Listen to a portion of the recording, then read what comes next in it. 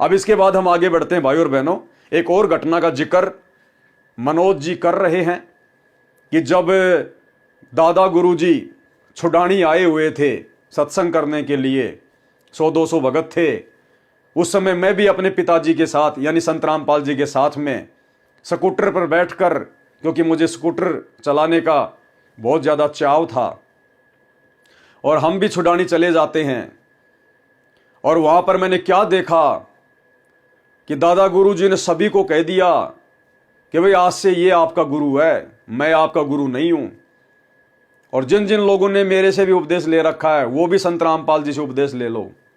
और उसके बाद में जब दादा गुरुजी ने कुछ लोगों को उपदेश दिलवाना था, देना था, तो सतगुरु रामपाल जी को बुलवाया आदर के साथ में। और जब सतगुरु रामपाल जी आए तो दादा गुरुजी ने संत रामपाल जी के सामने हाथ जोड़कर कहा कि जी आप इनको दीक्षा दीजिए।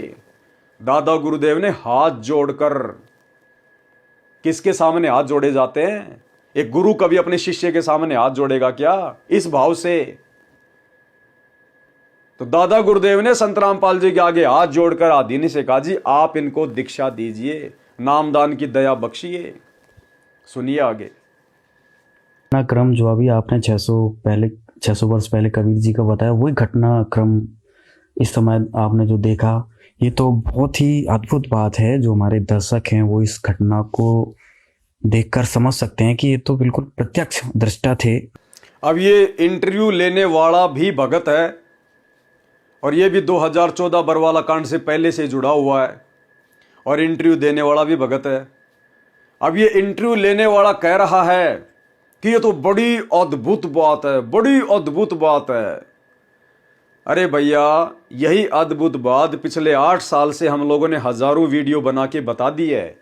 तुम लोग सात संगति के वीडियो देखते नहीं तो तुम्हारे को अद्भुत ही लगेगी, जबकि हम सत्सेवकों के लिए तो ये बात बहुत ही कॉमन हो चुकी है, बहुत कॉमन। इसलिए भाई और बहनों, दास बार बार कहता है कि जिस समय सतलोक आश्रमों से जुड़ी हुई संगत की आंखें खुलेंगी और जब ये सात संगति के वीडियो देखना शुरू करेंगे, उसके बाद भी संत रामपाल जी को पूर्णतया हृदय से परमात्मा मानने के लिए कम से कम इनको 5 साल तक सात संगति के वीडियो देखने पड़ेंगे, 5 साल तक।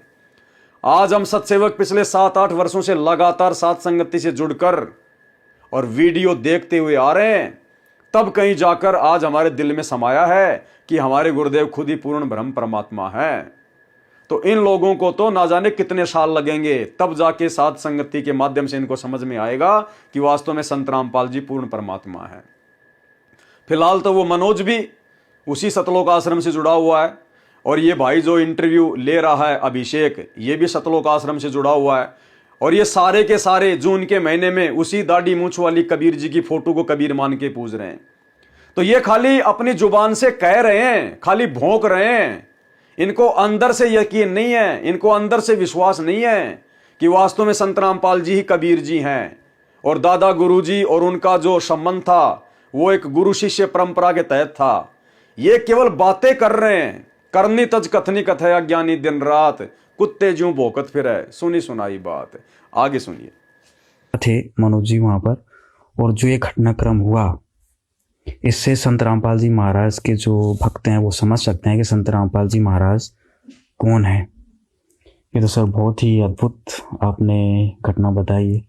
इसके साथ सर कोई और याद जुड़ी हो? उसके बाद मैं बताना चाहूँगा एक और अद्भुत जो घटना घटी है मेरी आंखों के सामने, वो भी बताना चाहूँगा आपको जी। मैंने क्या देखा, एक बार स्वामी रामदेवानंद जी महाराज जी बैठे हुए और सैकड़ों की संख्या में श्रद्धालु बैठे हुए। दादा गुरुदेव जी ने संत रामपाल जी महाराज जी को बुलाया। अच्छा। बुलाने के बाद उनको अपने पास बैठाया। अपने पास बैठा के स्वामी रामदेवानंद जी महाराज जी बोले, जितने भी श्रद्धालु वहां बैठे हुए थे, आज के बाद संत रामपाल जी महाराज जी नाम दीक्षा देंगे सभी को। अच्छा जी, मैं नाम दीक्षा नहीं दूंगा, आज के बाद संत रामपाल जी महाराज जी नाम दीक्षा देंगे, और आगे जो भी नाम दीक्षा लेगा वो संत रामपाल जी महाराज जी से नाम दीक्षा ले। अच्छा। स्वामी रामदेवानंद जी महाराज जितने भी श्रद्धालु वहां पर बैठे हुए थे उनके सामने बोला, आज के बाद मैं तुम्हारा गुरु नहीं हूं, आज के बाद आपके गुरु संत रामपाल जी महाराज हैं। आज के बाद यही आप सभी को नाम दीक्षा देंगे। और तो और सबसे विचित्र बात, जिन्होंने मेरे से भी नाम दीक्षा ले रखी है, हाँ। वो दोबारा संत रामपाल जी महाराज जी से नाम दीक्षा ले। अच्छा। ये चीज मैंने अपनी आंखों से देखी, कानों से सुनी। अच्छा। और वहां पर सैकड़ों की संख्या में भगत बैठे थे, उन्होंने भी सुनी। इतना कहकर स्वामी रामदेवानंद जी महाराज जी ने संत रामपाल जी महाराज जी की तरफ देखा और बोले, संत रामपाल जी, आप जी के बराबर इस पृथ्वी पर कोई संत नहीं होगा। और ये चीज एक बार नहीं कही स्वामी रामदेवानंद जी, दादा गुरुदेव जी ने, ये कम से कम सैकड़ों बार बोला है। अच्छा। ये चीजें जहां भी जैसे छुडानी धाम में भी बोला। हाँ। छुडानी धाम में तो क्या था, नाम दीक्षा लेने के लिए आए श्रद्धालु, दादा गुरुदेव जी बैठे हुए थे। तो गुरुदेव जी बैठे थे, तो गुरुदेव जी ने बोला, जो सेवक थे, संत रामपाल जी को बुला के लाओ। तो गुरुदेव जी साइड वाले रूम में थे उस समय, श्रद्धालुओं को समझा रहे थे, जो नए भगत थे उनको तत्व ज्ञान बता रहे थे। तो दादा गुरुदेव जी ने बुलाया संत रामपाल जी, और बुला लिया था कि सेवक गए, वो बोले जी दादा गुरुदेव जी बुला रहे हैं, गुरुदेव जी बुला रहे हैं। जब गुरु जी आए तो स्वामी जी ने हाथ जोड़ के बोला, आप इनको नाम दीक्षा दीजिए।